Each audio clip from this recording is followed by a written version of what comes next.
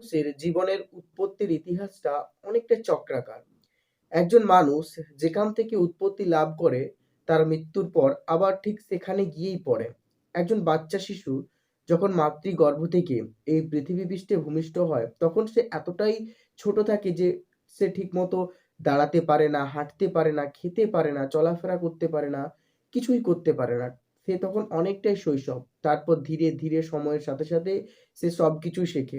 একটু একটু করে দাঁড়াতে পারে, খেতে পারে, হাঁটাচলা করতে পারে। তারপর সে একসময় স্কুলে যায়, তারপরে একজন পরিণত ছেলে, তারপরে যুবক, তারপরে একজন পরিণত মানুষ, তারপরে বার্ধক্য এবং তারপর ধীরে ধীরে মৃত্যুর কোলে ঢলে পড়ে। এবং মানুষের এই বার্ধক্য বয়সটাকে দ্বিতীয় শৈশবকালের সঙ্গে তুলনা করা হয়ে থাকে। একজন ছোট্ট শিশু জন্মের সময় যেমন পুরোপুরি তার মা, বাবা অথবা পরিবারের অন্যান্য সদস্যের উপর নির্ভরশীল, ঠিক তেমনভাবেই ওই শিশুটি যখন সমস্ত পর্যায় কাটিয়ে বার্ধক্য বয়সে গিয়ে পৌঁছয় তখন সে ঠিকমতো দাঁড়াতে পারে না, ঠিকমতো খেতে পারে না, ঠিকমতো চলাফেরা করতে পারে না। চোখের দৃষ্টি ক্ষীণ হয়ে আসে, মাথার বুদ্ধি ধীরে ধীরে কমে যায়, চামড়া কুঁচকে যায়, শরীরের প্রত্যেকটা চুল সাদা হয়ে যায়।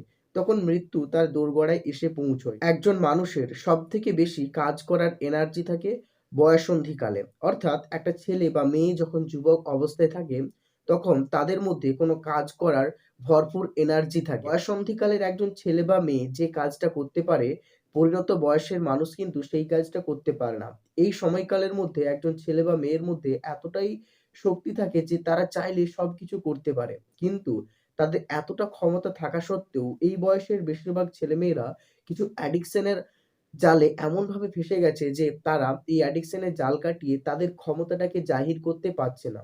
আসলে আমাদের জন্মের সময় গড আমাদেরকে এমন কিছু গিফটেড পাওয়ার দিয়েছে প্রত্যেককেই, যেগুলো আমাদের মধ্যেই আছে। কিন্তু আমরা সেই ক্ষমতাগুলোকে ব্যবহার করতে পারছি না।